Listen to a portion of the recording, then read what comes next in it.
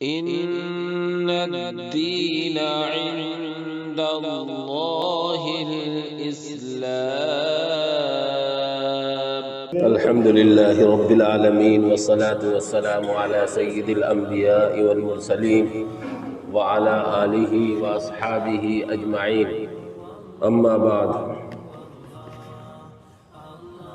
قال النبي صلى الله عليه وسلم: من صام رمضان ثم أتبعه ستا من شوال كان كصيام الدهر كله، أو كما قال نبينا صلى الله عليه وسلم. رواہ مسلم۔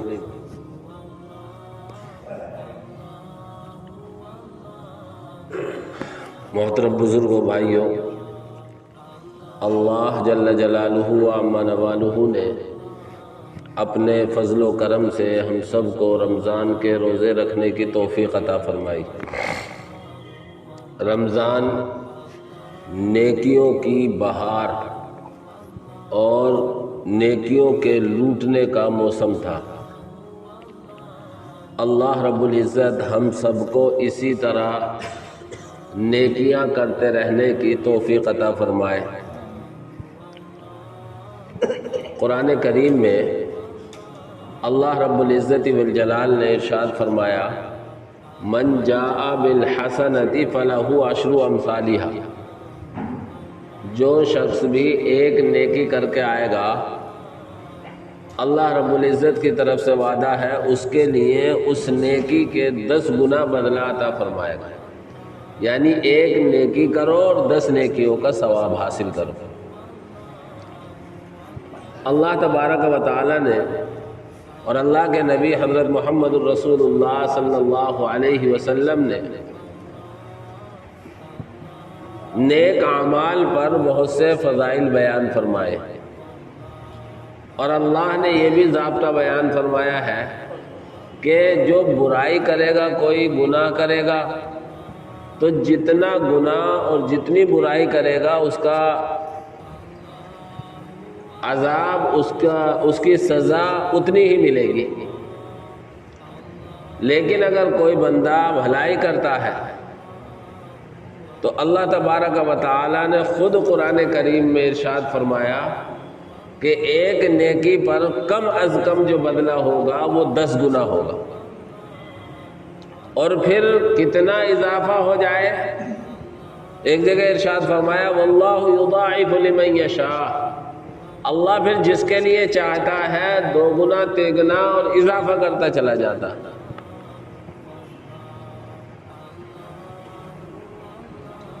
تو عام ضابطے کے مطابق ایک نیکی کا بدلہ 10 گنا ملتا ہے۔ ہم نے رمضان کے روزے رکھے،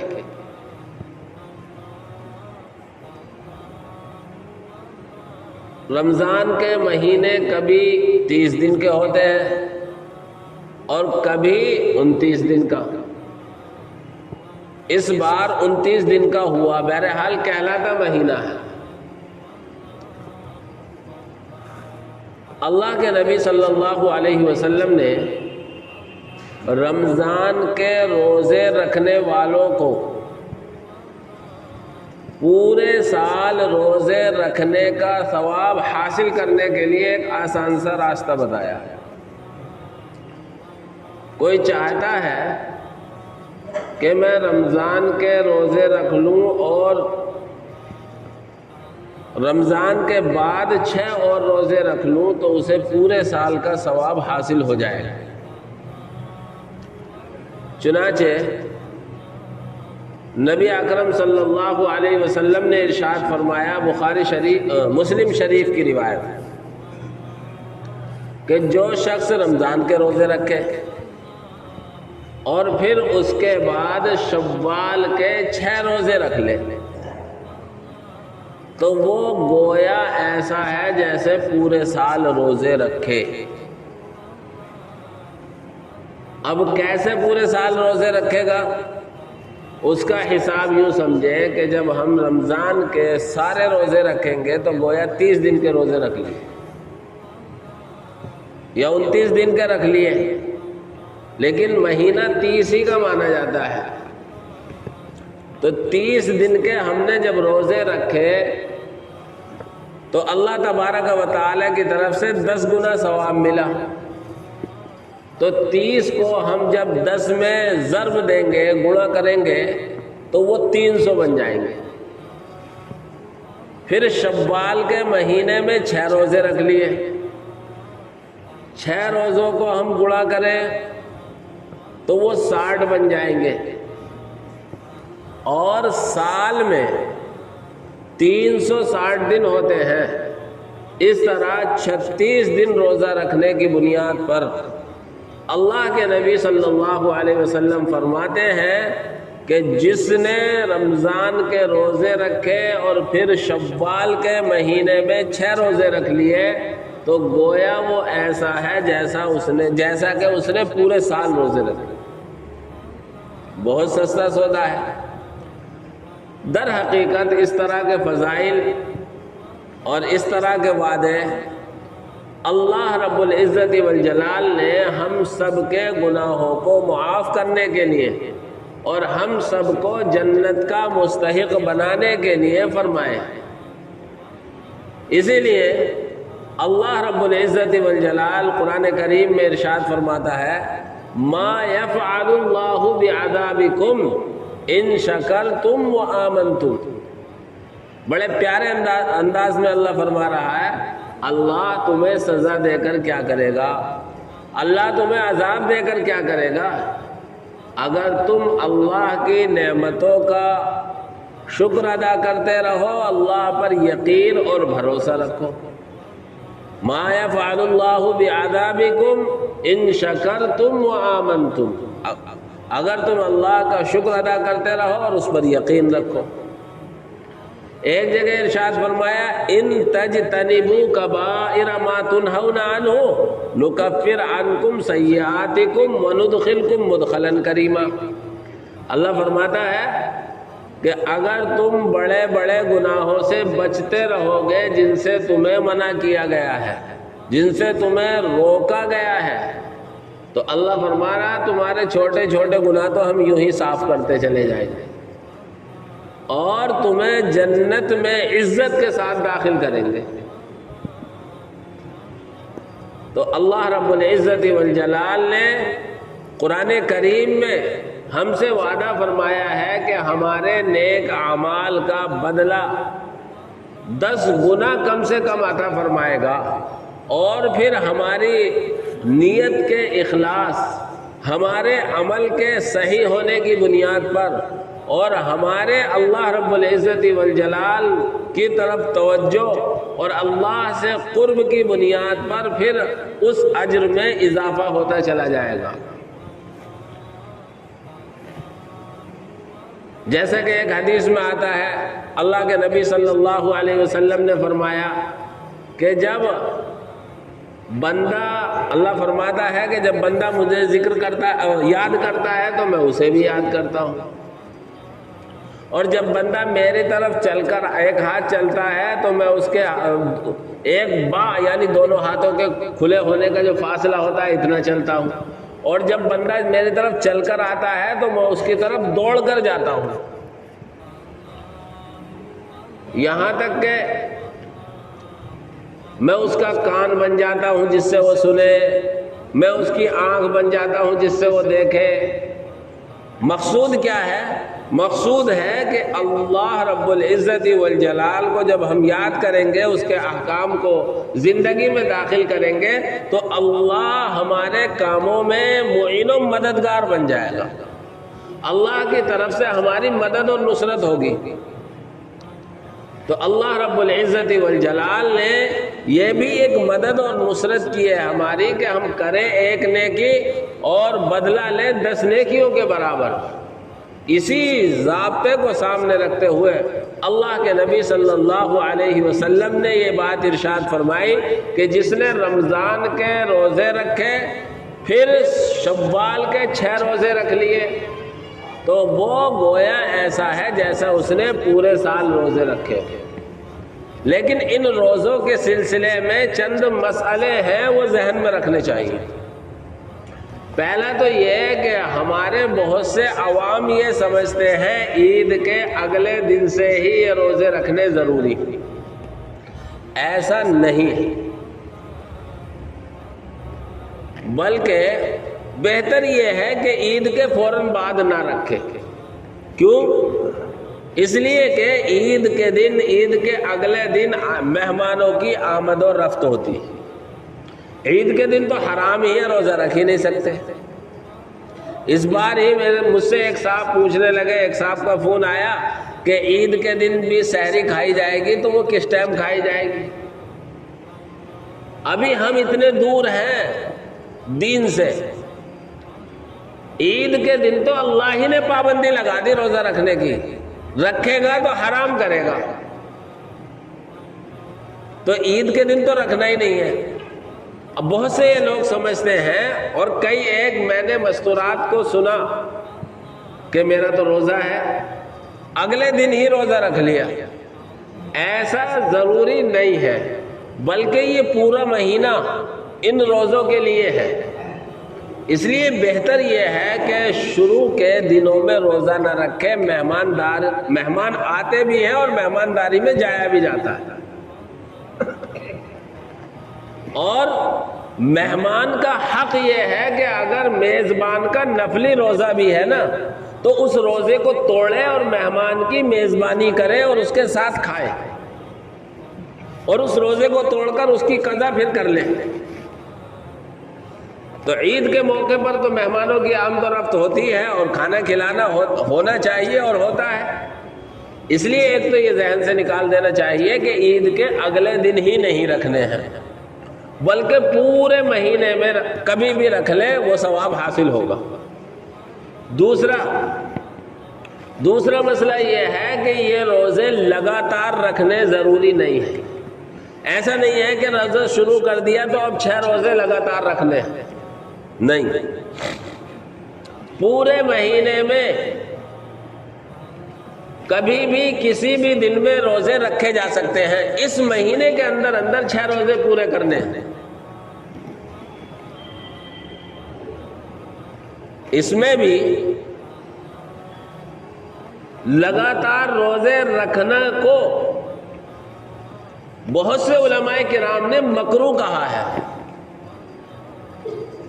ہم مسئلہ نہیں جانتے، ثواب حاصل کرنے کے لیے ایسا کرتے ہیں، حالانکہ بعض دفعہ ایسا ہو جاتا ہے ثواب کے بجائے ہمیں گناہ ہو جاتا ہے۔ اس لیے مسئلہ پوچھنا چاہیے، صرف نماز ہی کے مسئلے نہیں پوچھنے چاہیے، بلکہ زندگی میں جو چیز بھی پیش آ رہی ہے اس کے بارے میں مسئلہ معلوم کرنا چاہیے۔ تو پہلا مسئلہ یہ ہے کہ عید کے اگلے دن ہی شروع نہیں کرنے ہیں، دوسرا مسئلہ یہ ہے کہ لگاتار ہی نہیں رکھنے ہیں، اور تیسرا یہ ہے کہ پورے مہینے میں کبھی بھی کسی بھی دن میں روزہ رکھا جا سکتا ہے اور چھوڑا جا سکتا ہے۔ چوتھا، کوئی ضروری نہیں ہے کہ ان روزوں کو رکھا جائے، یہ روزے مستحب ہیں، اور مستحب کا مطلب یہ ہوتا ہے کر لے واہ واہ ثواب ملے گا، نہ کرے تو کسی کو آپ لان تان نہیں کر سکتے، برا بھلا نہیں کہہ سکتے، کیونکہ یہ اختیاری مسئلہ ہے۔ جب شریعت ہی نے ہمیں اختیار دے دیا تو ہم دوسرے کو ان کے چھوڑنے پر کیسا برا بھلا کہہ سکتے ہیں جب شریعت برا نہیں کہہ رہی؟ اس لیے یہ بھی یاد رکھنا چاہیے۔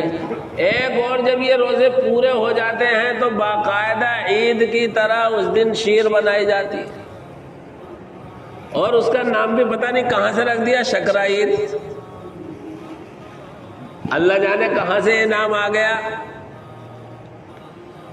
یہ نفلی روزے ہیں، عید تو عید ہی ہے، اور ہماری 2 عیدیں ہیں، عید الفطر اور عید الاضحیٰ، اس کے علاوہ اسلام میں کوئی عید نہیں ہے، اور انہی دونوں عیدوں میں اللہ نے خوشی منانے کا بھی حکم دیا ہے، اور ایک دوسرے کو کھلانے پلانے کا اور ضیافت کا بھی ہے۔